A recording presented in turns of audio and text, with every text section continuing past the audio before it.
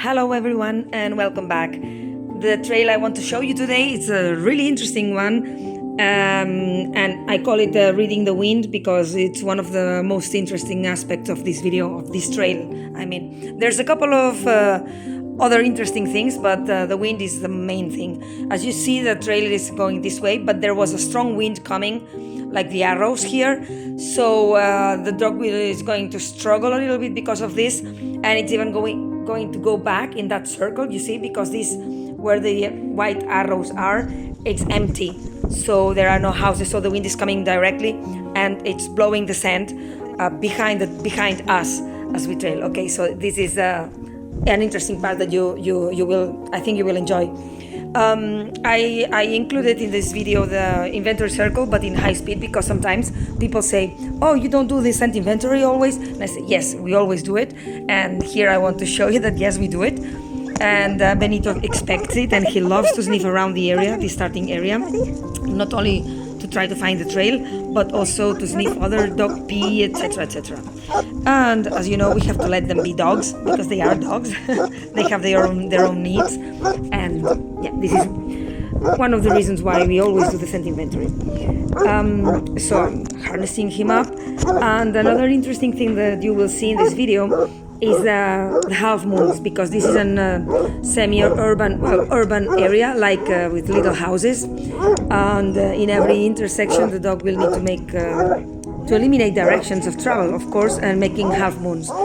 Since it's quite windy and there are some of these plots that are empty, the wind sometimes plays tricks, like here you will see that he goes inside of one of these empty plots, just a little bit, to make sure. Yeah, I think so. Yeah, exactly.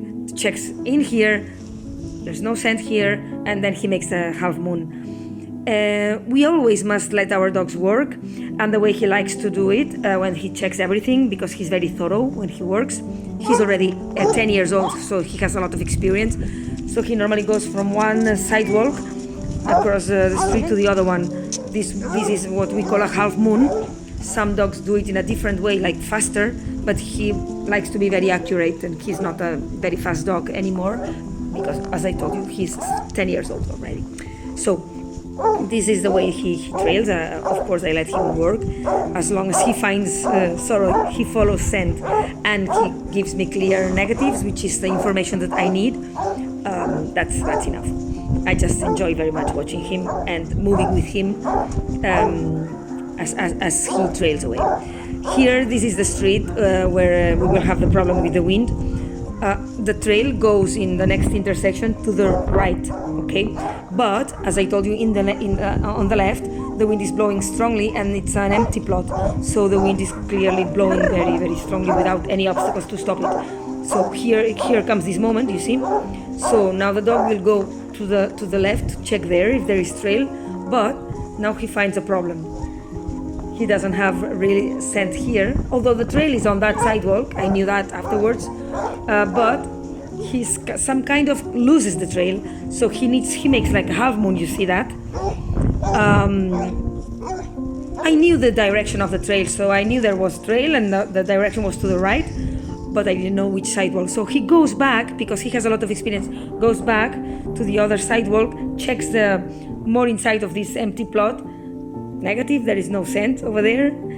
And what he does now, it's going back where he came from to double check. Sometimes dogs need, and you probably have seen it in other dogs, when they have problems with the scent, they go back, make sure that that they didn't miss the trail, they find it again, and they go back. This is exactly what he's doing now. Again, there is an empty plot here with this little entrance, so he goes inside to check it. You see, now he's frustrated, he's a little bit confused. You see that he slows down, and I took the sound off because I wanted to explain, but he barks in frustration. Here, he will recover the trail. And then now you will see that when he's convinced, yeah, the trail is this way, he starts pulling. But as he comes to this point again, he will work more slowly. Like, I better make sure that the trail is here. Right? Because he was really motivated, because the runner was the super runner for him, Ernest. So it's Daddy. Okay, so he was really motivated, even though it was a scent art at the start, but it's Daddy, so he really loves it. So now the trail goes to the right, but again, he needs to check that area. The wind is blowing that area. You will see that he makes again a beautiful half moon. The way he does is normally he's on the trail with sand. When he starts losing the sand, he starts to slow down, then raises the head, and now sometimes comes back immediately, but in this case he makes like a half moon, which is going from one sidewalk to the other to make sure that there is no scent on the other sidewalk. Okay, so he doesn't find any scent, goes back, and now he will find the scent here.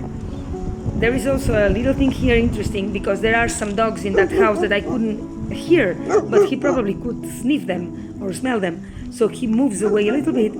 It was really interesting. It's a clever dog, very clever dog. And then he goes back on the sidewalk.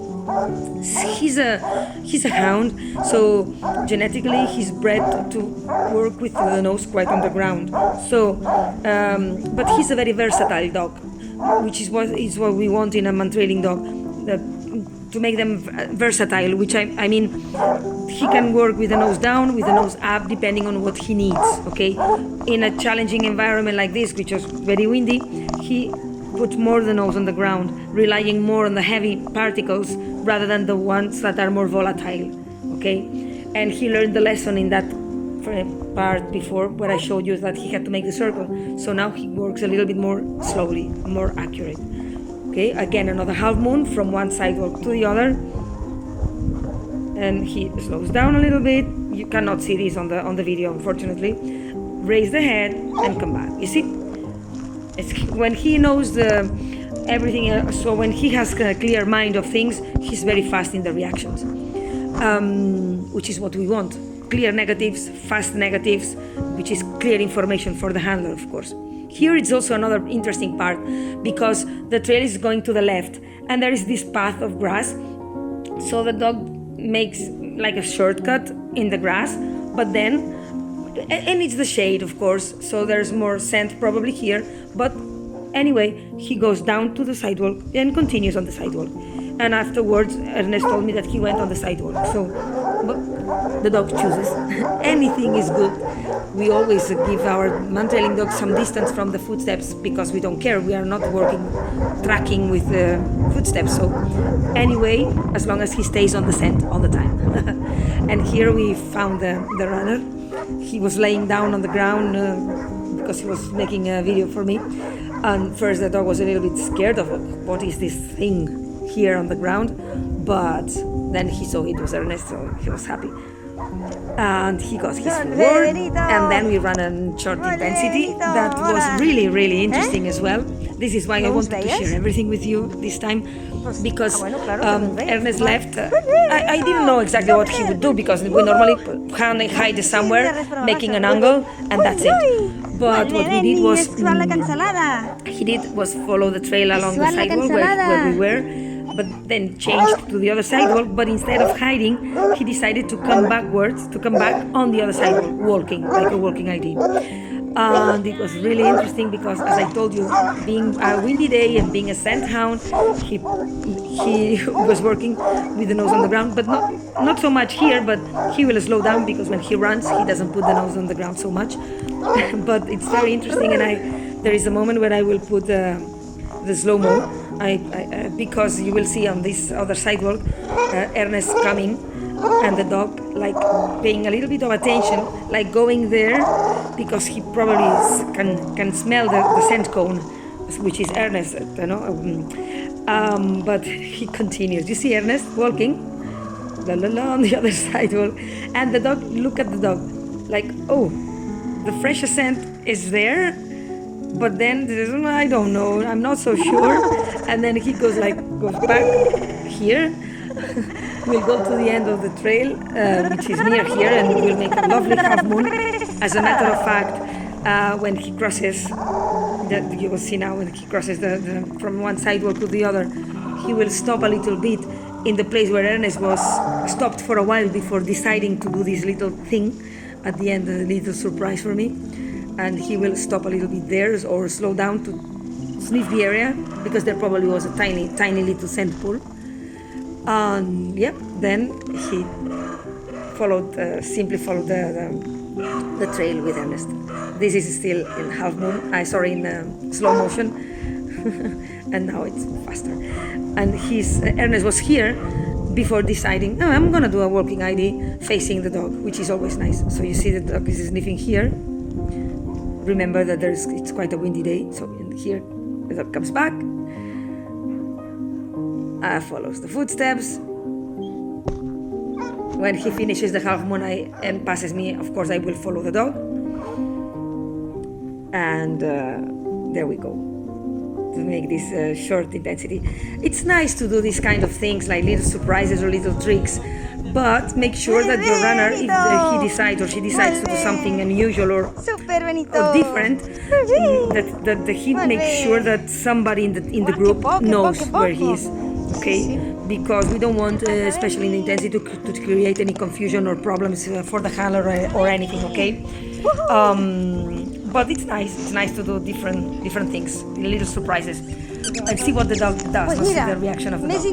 So that's it. I hope you enjoyed it, and see you in the next one.